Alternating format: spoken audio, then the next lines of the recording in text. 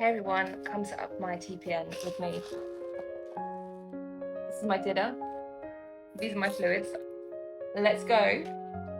I live with multiple conditions, one of them being intestinal failure. It has all my nutrients and vitamins and minerals I think I need, from magnesium, phosphate, zinc, copper, iron, sodium, potassium, calcium, the lipid. This is a non-lipid bag, so there's no lipids in this bag, but you can have lipid bags and non-lipid bags. But yeah, this is my apple juice, as I call it, for tonight. So let's attach it. Slot in here while I attach everything. So we need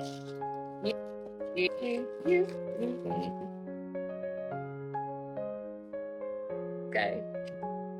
Hands.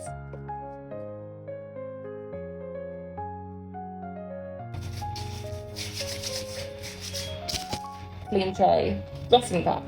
I just want to say that medical burnout is a real thing, and it doesn't make you a bad person or a failure feeling medical burnout. It's okay to know you need a treatment, but you also don't really want to do it.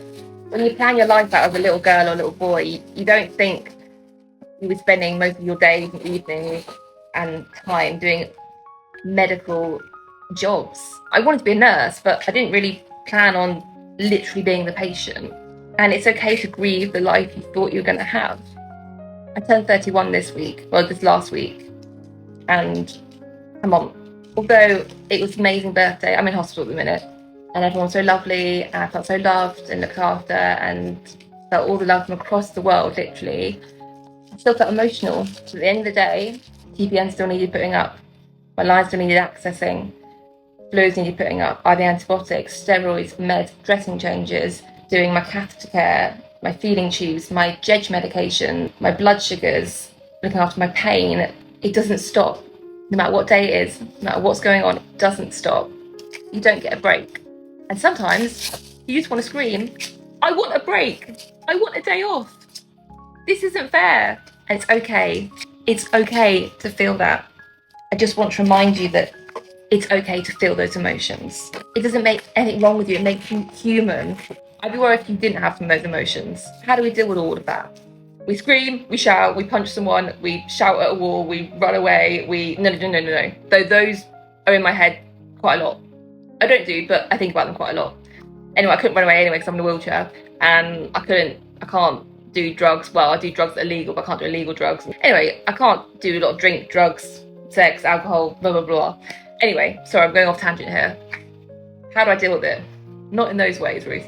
I deal with it by talking about it, for one, by telling people I'm struggling, I'm having a bad day, and saying, no, you don't have to fix it. I'm just letting you know how I'm feeling. So feeling those feelings. Like right now, I'm doing this video because I'm feeling quite emotional, and I didn't want to do the TPN. I didn't want to do it. I was like, you know what? Sack it off. I'm not doing it tonight. I know I need to do it, and I am doing it. I'm also doing a video because I'm transparent, and I had another message from somebody today saying, Ruth, your voice matters even on the bad days. It helps me, and that's why I'm doing this video, because just to help one person feel less alone. That's what it's all about. You talk. You tell someone, whether it's you tell your diary, whether you tell your pet dog or cat, whether you tell your best friend on the phone, whether you do a voice note, a message, a text, a WhatsApp, a vlog, a video, a TikTok live. However you want to talk about it, whether it's to somebody else in your head, to loads of people, to one person, to your best friend, to your family, to your boyfriend, your partner, your girlfriend, don't bottle it up.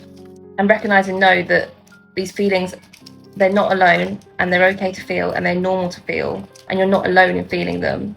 Anger and jealousy are okay feelings to have. I used to think they're bad feelings, anger, jealousy, I cannot feel them, they're wrong feelings. And my therapists were like, they're not wrong feelings, Ruth. Their feelings, and it's okay to feel jealous. I love my friends, but I do feel jealous of them. Getting married, having kids, having the families, moving into their new house, able to travel and just pick up where they left off and go do things. And anything I do takes a lot of planning and preparation. And I'm back in prison. I have been for the last month, hospital/prison, very similar.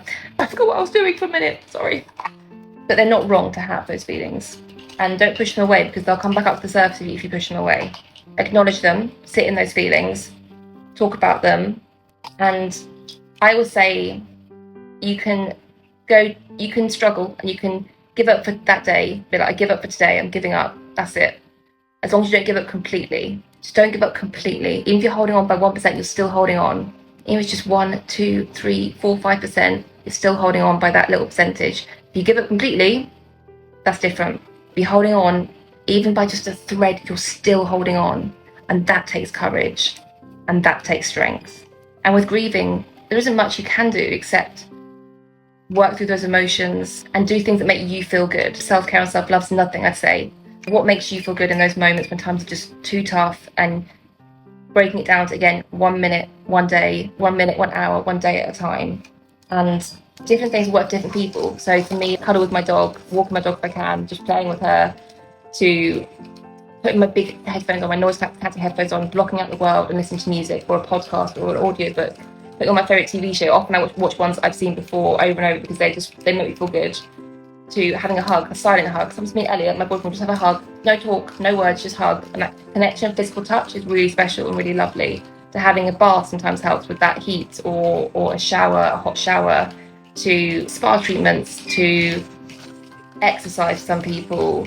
Working out what makes you feel good. What's your self-care? What's your self-care go-to, and do it for you. And what would you say to your best friend? Think if she was in this position, it was tables were turned, what would you say to her? And then say it to yourself. I don't know if this is even helpful. I try and do these videos and think, right, I'm going to talk about a certain topic and I'm going to be really informative and really brilliant. And then I end up dwindling off, rambling on about different topics. And I'm like, really, this is a really rubbish video. But then I still post it because you never know. It might be the words that someone needs to hear. This ramble might reach the right person, and through my words, they just think, I relate to that, or I feel those emotions, or I just feel less alone hearing Ruth ramble on. And also, it's important to show that my life's not got it all together, and videos aren't perfect and all filtered and perfectly edited. This is me, this is real life. I'm doing it at like 9 o'clock in the evening, and I don't want to do it, and I'm fed up, and I've been in a bad mood all day, and that's important to show. And I try to talk a bit about grief and what we feel and how we handle it. But to be honest, how do I handle it? I cry. I sometimes shout and get angry. I do little vlogs and videos. I go to bed early and try to go to sleep. I do exercise if I can, if I'm well enough to do a bit of exercise, because it does help me with endorphins, like Zumba. I love Zumba dancing. It makes me feel good. I cuddle Willow, my dog. I talk to my friends or my boyfriend. I put on my favourite TV show and just immerse myself in it. But there's no magic answer. And sometimes I just sit and I cry because it's sad. And living with life-limiting conditions at 31 years old is really hard. Living with any conditions, health conditions, chronic illness, is really hard. Our lives are stripped away from us, and what we thought was the plan isn't the plan anymore. And it's not in our control.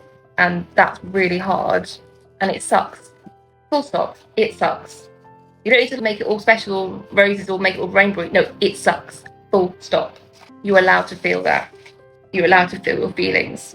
And like for me, I'm struggling at the minute because I can't wait to go home from hospital. I can't wait. But in a weird way, you're like, I just wish things were better, and they're not. And that's reality I'm coming to face with. And I've always had it the last few years. We know things aren't getting better, but they're slowly getting worse. And people around me are like, are you not happy? Why are you not happy? I am, but they don't understand behind the scenes. It's been really tough conversations and tough times, and I don't know what to say or feel, but it's just really hard.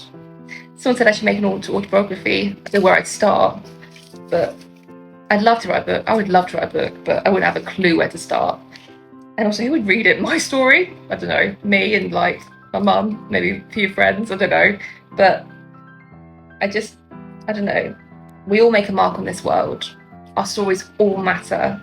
And I'm just very privileged that I found a community online where I can share my story, and it's helped people, and it continues to help people, and people listen to my random rambles and get something from it.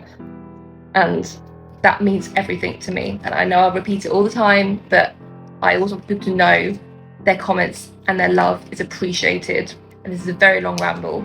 I don't know quite what I've said, or if it's made any sense, or if it's actually helped anyone, but I just talk from the heart and my mind. If you're in my mind, oh my God, you'd have like a frenzy. It's like mad in there. But connected for dinner for tonight. That's my pump gone. Yeah, that's me connected. Thanks for listening and just being part of my story and being part of my little mad world. It's really hard right now, but I'm trying to just keep going 1 hour, 1 minute at a time. And your support means the absolute world. Thank you for listening if you have. It means everything. And remember, your story matters. Everyone's battling things we know nothing about. Everyone's fighting battles. Everyone's trying to just keep going in this mad, messy world that we live in. We're all so much stronger than we realise. And that includes you. Loads and loads of love. We've got this.